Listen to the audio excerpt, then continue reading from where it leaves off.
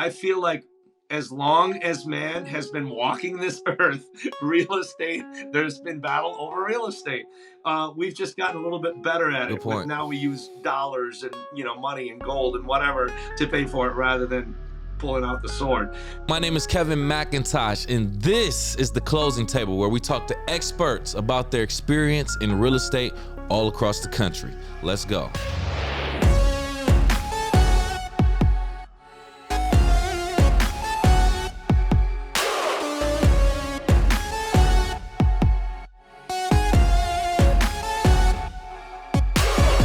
All right. Welcome to the Closing Table. My name is Kevin McIntosh. Joining us here on this episode today, we will be speaking with Mr. Zaid Jazwari. How you doing, Zaid? I'm doing great. Casey, how you doing?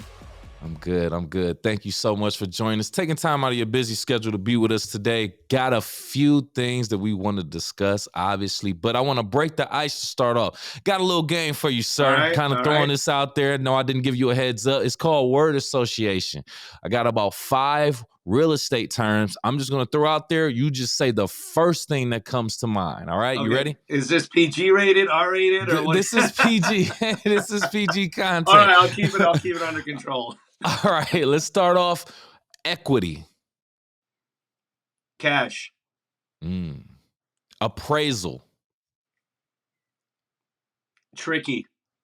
Okay. Amortization. You better know what you're doing. Closing. Champagne. Okay. And commission. Time to party. We're going to Vegas, baby. My man. Well, we appreciate that. Starting that off with everything. Thank you for being a good team player. So let's get into it, man. I want to start off first and foremost just talking about where you are in the current market that you serve. Can you give us a little bit of insight? Describe your market to someone who's never been there. Okay, so I predominantly do real estate in the northeastern Wisconsin area. I'm obviously licensed in all of Wisconsin. I've done stuff that's like in Milwaukee or, way up north. But I focus on northeastern Wisconsin, Appleton, like Fox Valley, Green Bay, Brown County, Kewaunee County, and then Door County is one of my favorites because I love to boat. So it gives any reason I can get up to Door County, get my boat up there, or get on the boat. I'm there doing real estate. We've been seeing an influx. 2 things are happening in our market area, what I just described. We've been seeing an influx in people moving to the area. It seems like ever since COVID hit, I really believe, and this is just kind of a Zaidism, I call it, my own correlation, is that people are moving out of the bigger cities. Like I'm getting clients from Vegas, Chicago, California, Clownifornia, sometimes I call it, and Milwaukee, New York, some of the bigger cities that are coming to this area. What I'm hearing, believe it or not, Casey, what I'm hearing is that, well, this is where the greatest body of water is, and we want to be close to that, which is really interesting. You wouldn't think that, right? Like most people don't, but this is what some people are thinking. We want to be by the Great Lakes. This is a great area. It's got boating, a lot of golf courses. Yes, the winters can be long. However, it's a great place to raise a family. It's still somewhat normal in the grand scheme of life in the United States. Schooling. So I'm getting a lot of clients like that. What it's doing, and I remember I said 2 things. What it's doing is it's causing an influx in people moving to the area and then a shortage in housing. So it's kind of a little bit of a crisis, a little bit of a pandemic, because now there's people who want to buy houses, but there's not enough houses to go around. So correct. So that's it in a nutshell. That's interesting. That seems to be the same beat of the drum for most markets that we've talked to. A lot of people are facing this housing shortage. So it'll be interesting to see how this kind of turns out in the next couple years, or even through this upcoming spring summer season. We'll see how that and KC specifically in the 400, 4.25 and under. Man, it's like you're going to war. I tell my clients, I'm like, look, you ready to go to war to get your house? Because I remember I watched a movie Yeah. with Tom Cruise. I forgot what it was, but they were coming in from Ireland off the boat, and they all ran to get a piece of their land, and they put a stake in it. And it almost, I mean, it's almost that's what's happening. You got to like go Yeah. fight for that house, or you're going to be renting. And even that, there's a shortage in rental around our markets. Oh wow. Oh Yeah. wow. Okay. Okay. Yeah, we'll continue to dig more into it, man, because I got Okay. some more questions I All want right. to ask you. But your experience though, 30 years? What year did you start exactly?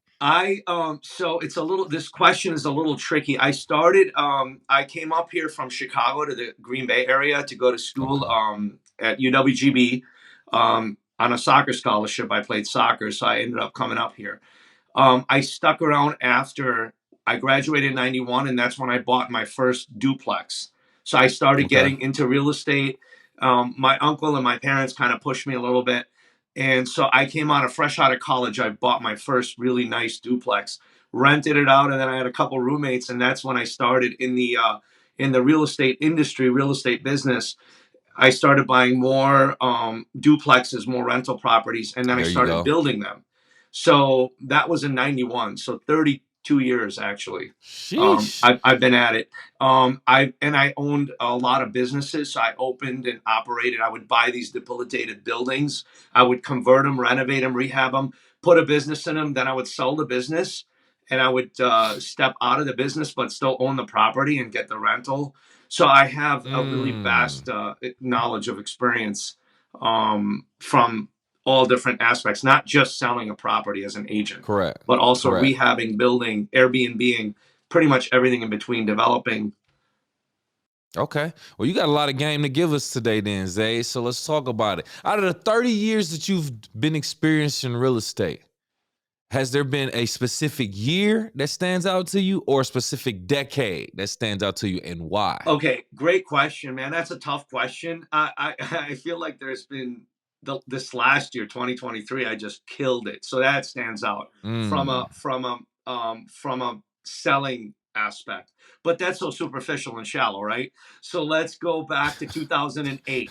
2008, ah, that year really stands out because I had a lot of real estate holdings and businesses and whatnot, and all hell broke loose. The market, the interest rates were going mm-hmm. up, everything was upside down.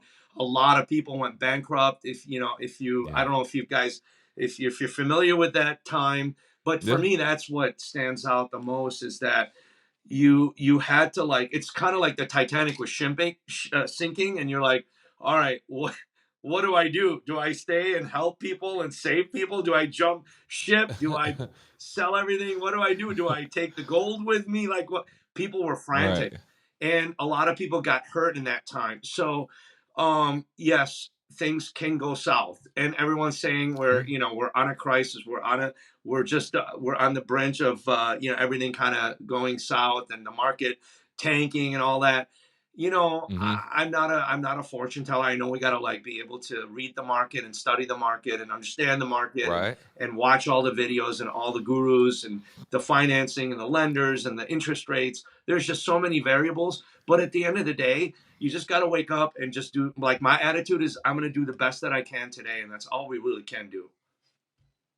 There it is. There it is. Yeah, that 2008 year was very, very interesting. See, I had, I'm going to age myself, but I had graduated the year before You that, still look good, man. You still so, look good. well, thank you. I appreciate it. But yeah, I graduated the year before that. And like around that time, my mom did purchase a home.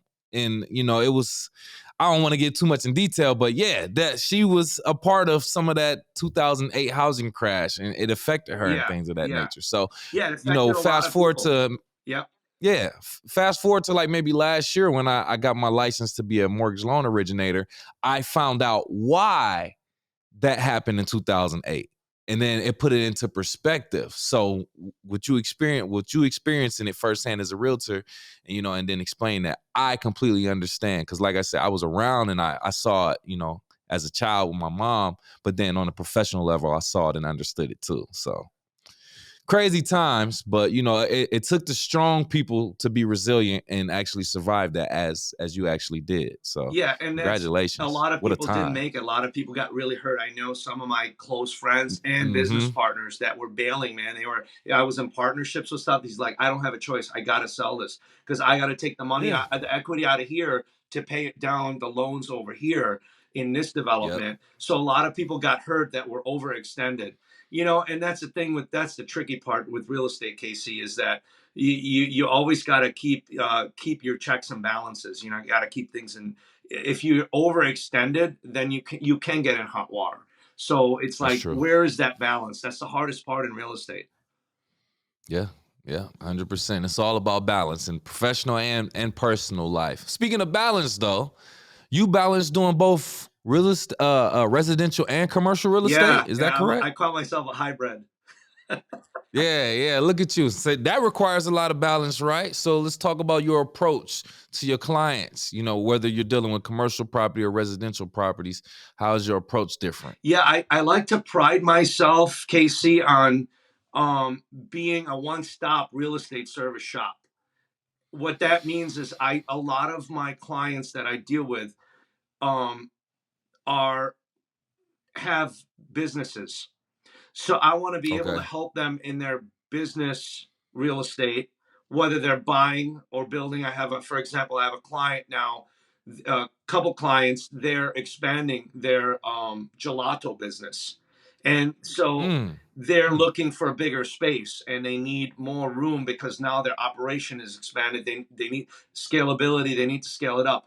I want to be able to help them with their homes, with building their homes. If they're building a new home, if they're selling their home and upgrading their home, or downsizing because they're getting Right. older, they're downsizing and now they want to sell their commercial real estate or their land. They have, I'm dealing with farmers, so that becomes really tricky as well. Selling their Mm. whole farmland. How do we subdivide it if it's in different parcels? Do we have storage units? What do we do? Do we sell the storage unit by itself? Do we lease it Right. out? So I kind of become like a real estate consultant for my clients. And it's a balancing act, but I want to be able to, once you have a Mm. relationship with me, I want to be able to do all your real estate. I don't care what it There is. you go. I'll give you another example, Casey. I had a client, his dad's real estate, his dad's entire estate. I liquidated all of it, which can get tricky because now he was the trustee, you have other siblings and family members that are involved. Yeah. So you really got to navigate through all of that. And some of it can get very, very touchy. So you become a psychologist in a lot of ways. Sometimes we're marriage therapists because there's a divorce. And now it's like, all right, let's focus on Mm-hmm. how we can, take care of that and sell and then there's businesses involved. I have a couple that has a big portfolio of rentals. Now I have to figure out, okay, what do we do? Do we keep this one? Who keeps that one? How do we? So I know I'm jumping around all over the place, Right. but just to give you a couple ideas, this is the stuff that I do. So when I sold one of my other buddies, I liquidated all of his dad's real estate and all of his assets. Now he's like, well, I got a couple $1 million sitting in the bank now. What do I do with that? So now we Put shift it back in gears. real Now I'm like, estate. all right, let's look at investing in real estate. So Yep. I Yep. become a real estate consultant and bring solutions to people's real estate needs and sometimes problems. Yeah. Yeah, that's legit, man. That's legit. And that's what you're supposed to do. You're supposed to help people who don't know, who need answers, who looking for Yep. guidance in regards to their investment or, and just their purchase in real estate Yep. in general, whether commercial or real estate. But you know what? There are some things about commercial real estate that I didn't necessarily think about, but now that I did some research, I'm like, oh yeah, that makes sense. So not everybody who has a brick and mortar for their business, it's just laying down a bag Yeah. full of Right. cash. I wish I had a prop. Nobody's just putting down a Right. bag full of cash for a building. You Right. know what I'm saying? Unless, the circumstances they have, some type of credit or whatever the case may be. But overall, bringing that up, can you explain the key difference between commercial property selling and commercial property leasing? Oh boy. All right. How much time we got? Come on with it. um. Okay. So Yes. I deal also with a lot of startup businesses, people who are like, "Hey, you've done 15 startups, Zaid. You got so much experience in starting up businesses, and Right. you have a vast knowledge of commercial how to open up a commercial business." So, what do I do? So I have to now we got to dig deep. Now we got to and you as a mortgage lender, you first thing is like, let's go to the financing. What do you got? What do we have to work with? Mm-hmm. Are do you have investors? Have you thought about investors? So that's where we get into then, do you lease or do you buy? I always encourage people to buy, because when you're leasing, what Mm. you're doing is you're doing is you're putting money in that landlord's pocket. Versus, and I tell Correct. people, I tell them that if we can buy your property, even if we have to scale it down at first so that you can buy it, and then eventually we can sell that property, and then we can go take that equity out of this property that you've built over the last 2 or 3 years, and now we can put it into purchasing this other property that would be more feasible for you. It's just better to do it that way than starting out big and leasing right away. Because what I tell Mm. people is that when you're buying and you own that property, now you're building your business and you're paying yourself rent. So you're taking money out of your right pocket and you're putting it in your left pocket. It's like a savings account, even though you don't see that money right away because you're paying down the mortgage on that commercial property. What you're doing is you're putting that Right. money away and you're making that property. Usually they make it better. They're improving it, doing leasehold improvements, right? But you're the landlord, so you have two entities. You're wearing both hats. After 2 or 3 years, all of a sudden you're like, hey, I got $50,000 or $40,000. Especially if the market is steadily climbing, so you got inflation, the property's Mm-hmm. increasing, plus you're paying down the mortgage, plus you're doing leasehold improvements. So now, hopefully, 2 or 3 years down the road, now that property you have 40 or 50,000 in equity in that property.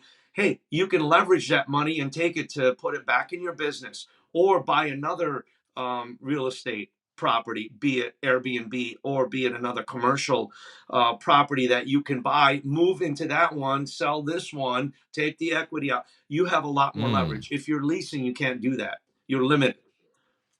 For So sure. that's For sure. just a little bit of the difference.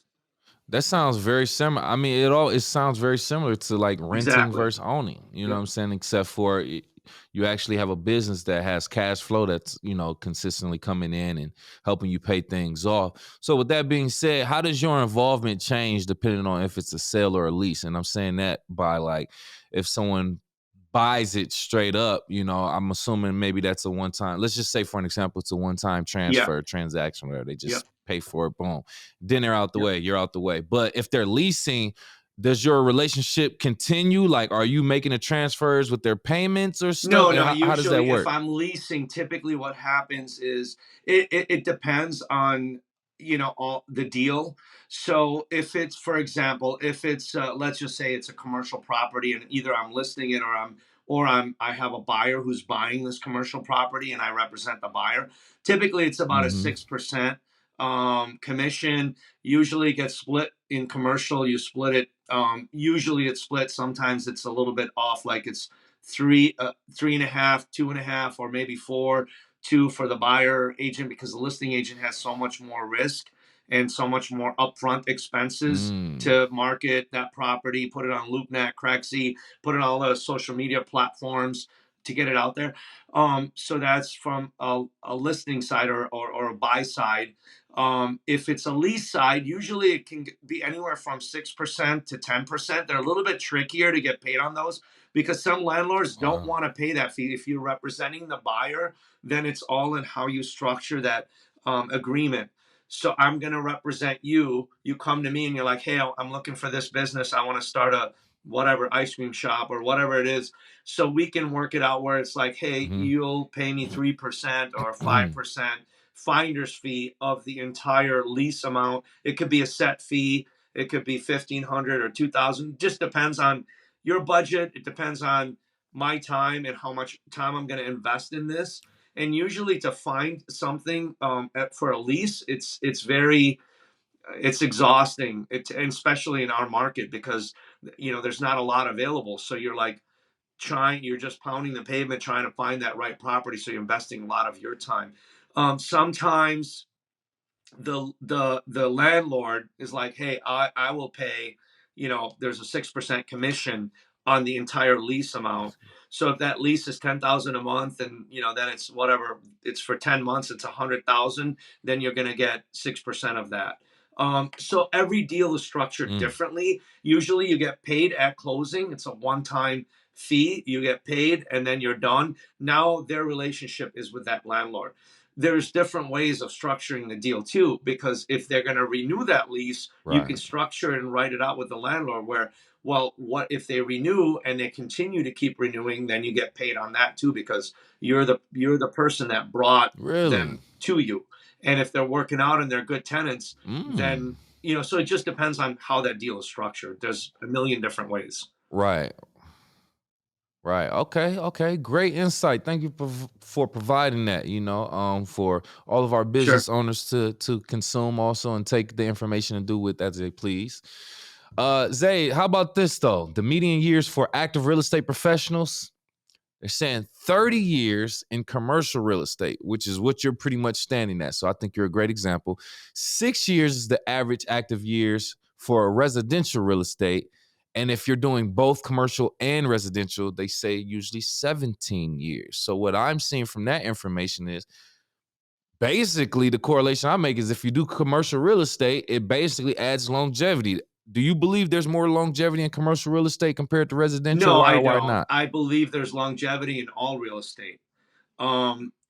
Let's face Uh, it, and not to get like biblical on you or anything like that, but if you read just the go into the Bible, all the wars were over real estate. Almost, I think 98% of them were over land, and it's still mm, going on. It's still going on in the Middle East. It's yep, still going on. I mean, people are so. yep. I feel like as long as man has been walking this earth, real estate, there's been battle over real estate. We've just gotten a little bit better at Good it. With point. now we use dollars and money and gold and whatever to pay for it rather than pulling out the sword. But Right. but I mean, I feel like Right. any real estate, because okay, let's break it down. The three most important things in my opinion are love, finding a life partner, a home where you can be with that partner and family and create a family or have a family, whatever that means to you, and then career, work, where you have to work. So um, Mm, you need a home and you need a business where you can go work. You're in your studio. Someone's paying the rent. Someone had to build it. Someone's paying the lease on it, right? I mean, or if you're in your right. home. So there's always going to be a need for the basic needs in life, which is to work, a place where you can work so you can make money so that you can go buy a house so that you can protect your loved ones there and feed them. Yeah. There So you I go. think they're There you all go. important. Doesn't Correct. matter Correct. whether it's commercial or, and I mean, I was building duplexes back in the 90s. So I was still building and renting. So I was doing both. I was doing commercial and residential. I'm building a lot of homes now. I'm starting to Mm-hmm. get into developments a lot. And I love that part of it because KC, there's a shortage of real estate, right? So what do I do? Correct. Build it. Develop. I build it now. Correct. Yeah, I just One build it plus one is now two. because there's a shortage. And then that way it's like, well, you don't have to buy this rickety house that you're going to have to go bid $50,000 over just to get it. Rather, just pay a little extra for a brand new house and then you get what you want. Ding, ding, ding, ding, ding. Mm. Interesting. Okay, so now I got to pick your brain in regards to that. You're in the Green Bay, Wisconsin area, right? You say correct? Yeah, Okay. northeastern Okay. Wisconsin. Yeah, We Door already County. said about spoke on the Yep. housing shortage situation. You getting into development now.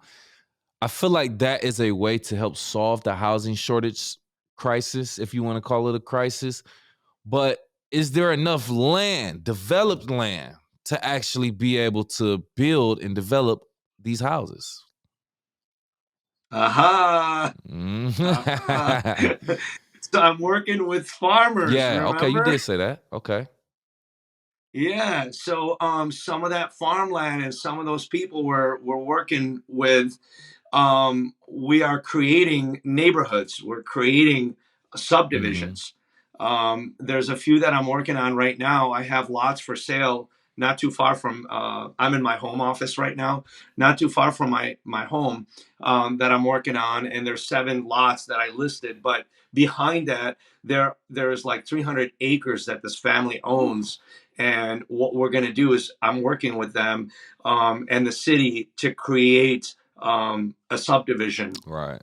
And then we and then, and there's a lot of cost obviously with that, with putting in the streets. It's about $1,000 in our market, roughly around 1,800 to $1,000 a linear foot to put in the streets, and to put in the sewer, and to put in electrical and all Mm, that stuff. So there are investors that I work with who are like, hey, let's do this subdivision. I've done a couple that I've worked on, and we're almost sold out. I've built a bunch of homes. I'm building more homes. I'm doing spec homes. I'm doing a showcase home right now that I'm working on. So yeah, then you need to get the land. And our area is just expanding. We're just kind of going out. We're going out towards Door County. mm, All that farmland is starting to get kind of gobbled up because there's a need. More people that are moving to the area. It's driving up. It's driving up two things: the demand and the mm. cost. Yeah, yeah, that's it. That's supply and demand. That's the basics of how the economy works. So 100%. Right.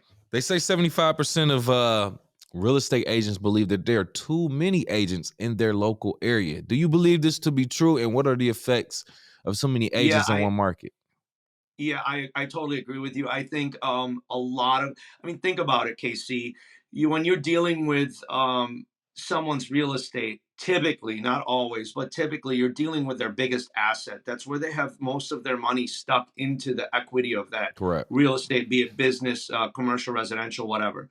So you're getting a new agent that just got their license. They're not an expert. They don't, it takes years and years and years to and then what you're selling, right? They always say you should know, sell me this pen. You should know that, know everything about the pen or whatever it is that you're selling. You should know what you're selling. Well, look at a home and all the variables that go into a home, from the foundation and the concrete, to the trusses and the pitch and the gutters. I mean, I can go on and on, right? You Hmm. can draw your own conclusion. There's a million variables. So I did a lot of construction. I've done a lot of rehabs. That served me really well in real estate because I know how to build a house. I know the mechanics of how you build a home, Right. the HVAC, all of the different, and then it's changing constantly. So I try to stay up on it. That's why I do a lot of rehabs, because I want to learn and stay up and stay sharp on all of that stuff. So there's so many different things that go into a home and what you're selling. You can't just become an agent and then all of a sudden expect a client to be like, yeah, I'm going to trust you with my Yeah, $1 million I know. house, I know, right? so Yeah. it just takes time. Yeah, no, that's 100%. I think I spoke on that before too. The fact that some people think when you get your license, people are just gonna knock on your door like, "Hey, I heard you got your license. I want a home." No. If only it was that way. Hey, KC, correct me if I'm wrong. I think the national dropout rate for agents is 87% of agents don't make it the first I year. think that Does sounds that about sound right. about I'm not right? 100%, but that sounds about right. Yeah, I know it's a Okay. significant portion that does not get past a year or like 4 or something like that. Yeah. And I think the average income for an agent the first year is like 11,000. Ooh. We can double check the math. Yeah. That the last I checked, that's what it is. That's way below poverty. Who can Oh survive on eleven yeah. thousand Oh dollars in yeah. 2020, 3 or 24? Yeah, yeah. So it'll weed out Yeah, the people who aren't real yeah, hustlers for sure, I for agree. sure. The process definitely does that. They're saying more office space was vacated and available in the market than that was leased or observed by commercial tenants, at least in the last year. So how has the decrease in demand for office space changed your approach Um, and or yeah, so methods? I think what's happened is what we've seen is people convert them. I've seen a few clients that I've worked with where they've converted the office space into like apartments or condos. So they've gotten creative in how, and that's what I mean. Mm, mm, Like history tells mm, you that it always has to, like, there's always a solution to the problem. Just got to figure out what is going to make the most sense. So either they've converted it or they've leveled it if it was like, dilapidated or whatever. They've taken it down and sold the land. I've seen that too. I've seen people take office mm. space and do pop-up shops in them. Um, so there's just different ways of Oh, still okay, okay. continuing to pay the mortgage. Yeah. 100%. Okay. Yeah, you gotta get creative, especially like you said nowadays with the way things are going and things fluctuate. You just never know. You just never know. I completely get it though, 100%. Um, Let me see. I think I have something else for you. Okay, so in regards to retail, brick and mortars, things of that nature, we seen a lot of stores close. I think we got news of Foot Locker closing stores, Bed Bath and Beyond closing stores, and things of that nature. How do you see the retail sector performing in the coming years, and what I, implications I think might this Amazon have is for just, commercial I real mean, estate just in the doing it. I future? tell you what, man, it's doing a number on the mom and pop stores, and I know like Foot Locker and some of the other ones are bigger. It's just the convenience of, shopping on Amazon, Yeah. and then it comes right to your doorstep, and then you don't like it. They have an amazing, I have Yep. the pleasure of knowing one of the advisors for Amazon, and he's local, and he Okay. remains anonymous, but um, it's amazing. He told me, which was, I think, genius. He said the thing we worked on to the the get it dialed in is the return policy, so that you can return something. It's so easy to return something. I think people love that, especially in our busy lifestyles now. Moms buying stuff for their children, they don't want to deal. They just want to, boom, go to your first, closest Mm-hmm. UPS shop and drop it off. You don't even need the package. So I personally Drop think it off. that is a Yep. correlation between why some of the other stores, which is kind of sad because it's like your neighbors are the ones that own the shop here. You should be buying from them, keeping that money local here. But what we're doing is we're sending it to, Mm. Amazon, which is why Amazon is just, they're just blowing it up. So I think there's even groceries now. You can buy just about everything Yeah. on Amazon. Groceries, your pills, Everything. medication, It's whatever the case crazy, may be, yeah, and it's all like, from boom, it just Amazon. One comes right stop to your shop, right? doorstep. Also their shipping, like within some, like if you're a Prime member, 1 or 2 days, and so I don't know. I think Yeah, we as consumers it can't have be to think beat. about that stuff because we're not supporting our local economy. And I'm not like anti Amazon or pro Amazon. I'm neutral either way. I love it. Sometimes I can't find I something. get It's it. easy to go there and just find it by, click of a button. But we got to think about this stuff, like what it's doing for your neighbors and your friends and people that have shops right here locally. Correct. Yeah. No, I mean it's the same thing for like what do I want to think of like when Walmart did that, the same thing. Well, that it'll be the big box store, big brand store that comes into the neighborhood, puts all the mom and pop stores out of business. But then Yeah. here you go, Amazon doing this, basically doing the same thing to Walmart. I mean, Walmart is still Walmart, but essentially, like for the brick and mortar, business model, it is kind of crushing it. But on the other side of that, it is kind of crazy because Amazon did just cut like Ye 9,000 Yeah, jobs or yeah, something and crazy and like I that. So think they're feeling it restaurants, too. like, But we still like to go yeah, out to eat. We still need that, you can't just stay at home. I mean, if COVID taught us one thing is that we go stir crazy. I think there were more divorces during COVID than, people were ready to kill each other. So we still need to go out. We still need companionship. We still need to go have dinner somewhere, sit outside, sit by the water, correct, and just be correct. out in the world. So that's important. From I do a lot of restaurants. I still feel like that's really important, for brick and mortar. And it is kind of fun sometimes to go out to the mall and go shopping and Yeah. go buy shoes and just have that. Yeah, yeah, exactly. Yeah, walk Yeah, around, just be in the yeah, atmosphere. I like yeah. doing that For real, you still. still Call need me that. You old. can't just sit at home and be Call homebodies me and be old on your school. phone, on your gadgets all day, and shop on your day. And dating Yeah, sites are. yeah, I yeah. still am a little bit old fashioned. Like you got to get out and meet people. And have that interaction and that touch, which I think, Yeah, in my yeah. opinion, I now we're getting like, deep. I'm getting deep on you, but I think we still need that as humans. We still need the touch. Yes, absolutely. And like you said, the pandemic showed us how much we actually need to socialize and get out. So Yeah, thank goodness that's over for the most part. Anyway, the Zayd and Grace Show. See, you just kicked off a new series that you're going to be yeah, yeah, talking yeah. about We different just things. kicked that Talk about off. the Zayd and Grace Show and the motivation behind it. What launched it? What was the reason? Yes. Um, Yeah. I wanted to, you know, the market is changing so much. I mean, we've seen it change where everything has gone to social media, and I pride myself on being. I was out in California for about LA area for about 4 years, and I really studied social media. I really Mm, delved into it. I was doing photography and some filmmaking and whatnot. So I realized the impact of doing video. Everything's kind of moving to that now because Facebook and all the platforms, Instagram has made it so easy for people to get on and do a quick video and pop it out. It seems to right. get the most responses, which is why I'm kind of heading in that direction. Also, I wanted to do, I want to share stuff with people, kind of like what you're doing. I just want to be able to like share information and talk about topics that are concerning or people are concerned about, and I want to share that info with people. That was kind of more or less it.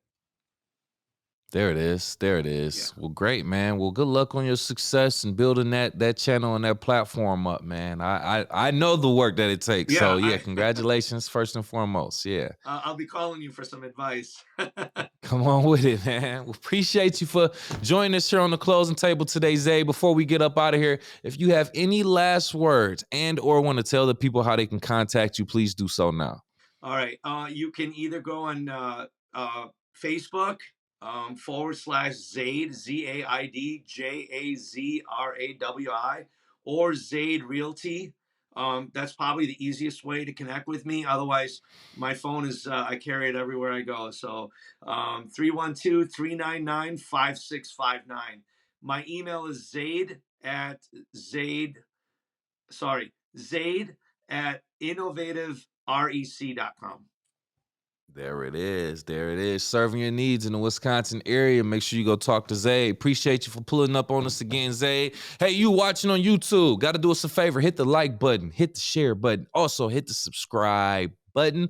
And if you listen on Apple, Spotify, or any other podcast platforms, please do the same. Also, make sure you hit the like button, give us a 5-star rating, and also subscribe for our latest content. Zayd, I'd like to leave our audience with a question before we get out of here. Here's the question for our audience to answer. Do you discuss your agent's commission prior to building a relationship with them or actually doing work with them? Why or why not? Leave your comments below. Other than that, we'll see you next time.